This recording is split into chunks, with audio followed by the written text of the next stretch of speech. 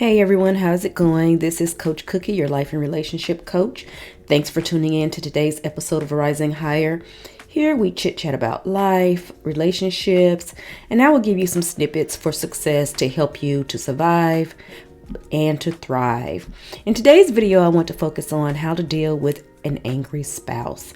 But before we get into that, I would like to talk about some high points from last week's episode titled The Benefits of Positive Parenting. The high points from this episode focus on building a positive bond with your child to help build their self-esteem.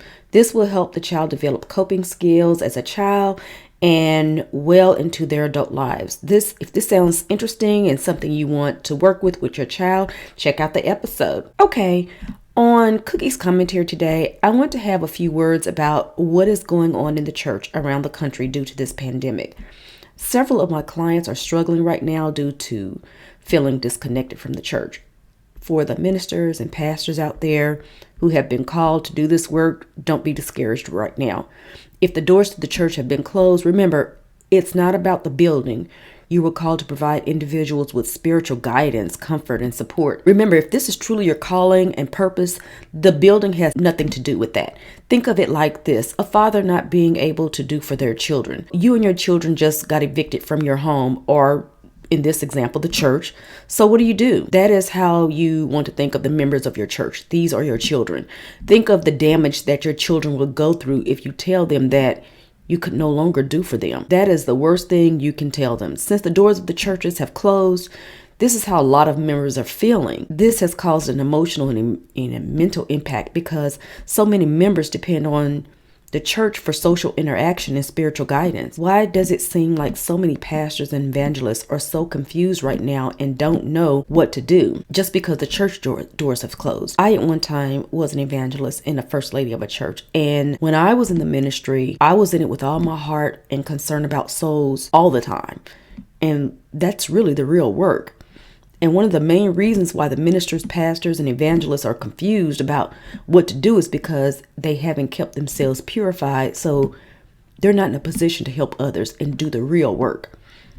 You know, a lot of people are just concerned about the money. I want all of my ministers and all my people who have been called to the ministry to think of the virus as a test to remind you, what it is that you're really supposed to be doing. I believe right now this virus is an inspired challenge of your faith. Faith is more than likely one of those things that you have been teaching and preaching to the congregation. So now it's time to put that faith to work. It's time to become a living example of what you actually teach and preach. Keep yourselves in a position where you're ready in season and out of season. That means keeping yourself purified by finding a quiet space to pray and to fast. To all my ministers, teachers, and pastors, you got this. Get out there and help those people who are really in need.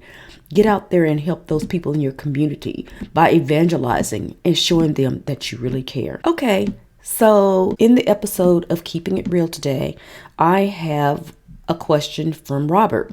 Robert says, "Hey, Coach Cookie, I just got out of a toxic relationship with a narcissist. How long will it take me to heal from the abuse?" This is a really good question. However, it's not that easy to answer because everyone's healing journey is different. So you really can't put a time period on it. The important thing is to get the tools to start the healing process. The biggest thing that you want to do to start your healing journey is to love yourself. Start doing things that you always want to do that might have been taken away from you, or things that you didn't get to do while you were in the toxic relationship, or things that you didn't get to do that you always thought you should have done at any time. Start doing things that give you excitement, energy. For example, you may enjoy dancing. Start going to a dance class. My listeners out there, you are the real experts. I would like for you to share your healing experiences so they can help others who are going through their healing process. I'm sure that each one would really appreciate it. Awesome. So today on our main topic, we're going to talk about how to deal with an angry spouse. Having someone who is constantly angry, in a bad mood, or always negative can make the relationship toxic. This impacts your mood, emotions, and can be very draining. Now, keep in mind, just because you have an angry spouse or a partner doesn't mean that they are a narcissist or a sociopath or have a personality disorder. It means that they have toxic behaviors. Okay, it's a big difference. But it's important to know how to handle negative moods from your significant other and how to deal with them effectively so it will benefit the relationship to make it as healthy as possible. The biggest thing to remember is when your spouse gets moody, angry, or upset, to not get upset with them and get into an argument that means nothing. Don't try to save them by taking on their frustrations and their emotions. Focus on your own emotions and keep them in check. Remember, you're not responsible for your partner's mood. This is a clear form of manipulation from your partner to try to suck you in so they can get their needs met from someone else. More than likely, they don't know how to handle their behaviors, and as a result, they're dependent on someone else to take that blame and do all the work for them. Step back. It's time that your partner steps up and take on their own responsibility for their actions. You step in and try to just do something like help them all the time. You're not doing anything but enabling them, and they will never learn how to deal with their own problems. And they would keep doing the same moody, ugly behavior. It won't change. Remember, we can't change anyone. We can only change or control how we deal with that person or how we deal with that situation. You need to step back and allow the moody partner to deal with their own mood and become responsible enough to express their feelings in a mature adult manner. And how you do this is by setting up an emotional boundary and tell your partner calmly, okay, it seems like you're not in the best mood right now. I'm going to remove myself from talking with you. And when you calm down, we can talk about what's bothering you. Make sure you always keep your emotional boundary up, because this is how your partner is going to understand. I'm tired of dealing with this, and I'm not going to put up with this any longer. In reality, that is what you're really saying without actually really saying it. This is going to force your partner to sit down and deal with their own problems. Eventually, they will get the message and they will come to you in a respectful manner, ready to have an adult conversation about what's bothering them. Okay, now I know that you may both take turns as to who's going to be the moody one or the angry one. I get it. So one time it's going to be the wife, the next time it might be the husband. I get it. So you both need to take turns putting up your emotional boundaries. When you learn how to control your own emotions, you become a model or an example of what you want them to become, and gradually the shift will occur.